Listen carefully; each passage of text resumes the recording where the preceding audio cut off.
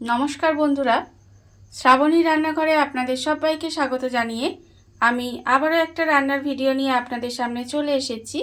আজকের আমি আপনাদের মূলো শাক দিয়ে একটা অসাধারণ রেসিপি বানিয়ে দেখাবো। আশা করি আপনাদের ভালো লাগবে। তার জন্য কিন্তু আমার পুরো ভিডিওটা আপনাদের দেখতে হবে। আর দেখা শুরু করার আগে একটা লাইক দেবেন আর সুন্দর একটা কমেন্ট করতে কিন্তু ভুলবেন না।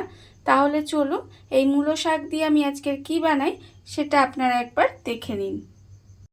রান্নাটা করার জন্য প্রথমে আমি এখানে দেখুন গ্যাসটা অন করে একটা কড়া বসিয়ে দিয়েছি। এবারে আমি কড়ার মধ্যে দিয়ে দেব সর্ষের তেল। এখানে আমি রান্নাটা সর্ষের তেলেই করব। আপনারা চেষ্টা করবেন রান্নাটা কিন্তু সর্ষের তেলে করা, তাহলে কিন্তু এটা খেতে বেশি ভালো লাগবে। আমি এখানে প্রায় 3 থেকে 4 চামচের মতো সর্ষের তেল দিয়ে দিলাম। তেলটা আমার এখানে যতক্ষণে গরম হচ্ছে ততক্ষণ আমি এখানে দেখুন 1 পিস রুই মাছ আমি রেখে দিয়েছি। সেই রুই মাছের মধ্যে কিন্তু আমি নুন অল্প দেব, আর দেব আমি এখানে অল্প সামান্য একটু হলুদ গুঁড়ো। এই নুন হলুদটা আমি রুই মাছের মধ্যে খুব ভালো করে মাখিয়ে নেব। মাছের মধ্যে আমি এখানে খুব ভালোভাবে নুন হলুদ মাখিয়ে নিয়েছি। আর অন্যদিকে দেখুন তেলটাও কিন্তু খুব ভালোভাবে গরম হয়ে গেছে। এইবার আমি এই মাছটা তেলের মধ্যে দিয়ে খুব ভালো করে ভেজে নেব। মাছটা তেলের মধ্যে দিয়ে একটু উল্টে পাল্টে লাল করে ভেজে নিতে হবে। আর গ্যাসটা লোতে দিয়ে একটু সময় নিয়ে মাছটা আমি উল্টে পাল্টে একটু লাল করে, যেভাবে মাছ ভাজে সেইভাবে একটু সময় নিয়ে মাছটা ভেজে নেব। মাছটা আমার এখানে লাল করে ভাজা হয়ে গেছে। মাছটা কিন্তু আমি একটু এপিট ওপিট করে লাল করে ভেজে নিয়েছি। এইবারে আমি মাছটাকে তুলে রাখবো। এইভাবে মাছটা ভেজে নিলেই হবে। মাছটাকে এবার আমি আলাদা করে তুলে রেখে দেব। মাছটা আমি এখানে ভেজে আলাদা করে তুলে রেখে দিয়েছি। মাছটা আমি একটু ঠান্ডা হতে দেব। আর সেই সময় কিন্তু আমি এখানে যে মাছ ভাজার তেলটা আছে সেই মাছ ভাজার তেলের মধ্যে প্রথমে আমি দিয়ে দেব এখানে দেখুন অল্প সামান্য একটু কালো জিরে। কালো জিরে বলতে এখানে হাফ চামচের মতো কালো জিরে দিয়েছি, আর 4টে কাঁচা লঙ্কা দিয়েছি। দিয়ে এবারে কালো জিরে আর কাঁচা লঙ্কাটা আমি তেলের মধ্যে একটু নেড়ে নেব। এবারে আমি এর মধ্যে দিয়ে দেব দেখুন এখানে আমি মূলো শাক একদম ছোট ছোট করে কুচিয়ে ভালোভাবে ধুয়ে পরিষ্কার করে রেখে দিয়েছি। সেই মূলো শাকটা কিন্তু আমি এর মধ্যে দিয়ে দিলাম। দিয়ে একটু মূলো শাকটা এইভাবে নেড়ে নেব। মূলো শাকটা দিয়ে আমি একটু নেড়ে নিয়েছি। দেখুন মূলো শাকটা দিয়ে এইভাবে একটু রান্না করে নিলে মূলো শাকটা কিন্তু অনেকটাই কমে গেছে। এবারে আমি এর মধ্যে দিয়ে দেব নুনটা দেওয়ার পরে দেখবেন আরও কিন্তু এটা একটু কমে যাবে। আমি এখানে আন্দাজ মতো অল্প একটু নুন দিয়ে দিলাম। এবার আমি এর মধ্যে দিয়ে দেব দেখুন এখানে কিন্তু আমি রসুন রেখেছি। রসুনের কোয়া এখানে প্রায় 10 থেকে 12টার মতো রসুনের কোয়া রেখেছি। সেই রসুনের কোয়াগুলোও কিন্তু আমি এখানে দিয়ে দিলাম। দিয়ে আবারও একটু নেড়ে ছেড়ে নেব। রসুনের কোয়াগুলোও কিন্তু আমি তেলের মধ্যে দিয়ে এইভাবে একটু 1 মিনিট মতো রান্না করে নিয়েছি। দেখুন এটা কিন্তু একটু ভাজা ভাজা হয়ে গেছে। এবারে আমি এই সময় দিয়ে দেব এর মধ্যে ধনে পাতা কুচি। এখানে আমি বেশ কিছুটা ধনে পাতা কুচি করে রেখেছিলাম। সেই ধনে পাতা কুচিটাও কিন্তু আমি এর মধ্যে দিয়ে দিলাম। দিয়ে আবারও কিন্তু এটা খুব ভালোভাবে মিশিয়ে নিতে হবে। মিশিয়ে নিয়ে আবারও কিন্তু প্রায় 1 মিনিট মতো এইভাবে একটু রান্না করে নেব।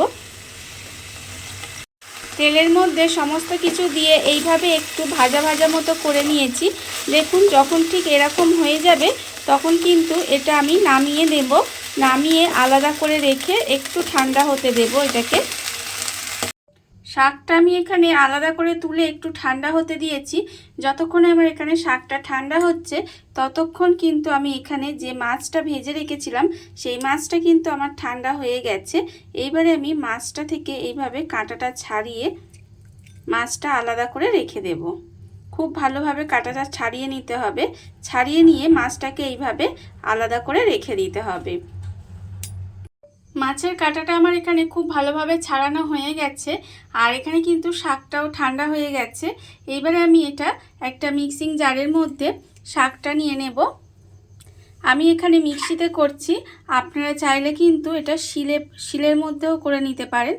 মিক্সির থেকে কিন্তু আপনারা যদি শিলে করেন তাহলে কিন্তু এর স্বাদটা আরও ভালো হবে। সুতরাং আপনারা চেষ্টা করবেন শিলে করার, না হলে কিন্তু মিক্সিতেও করে নিতে পারেন, এতেও কিন্তু খেতে ভীষণ ভালো হয়।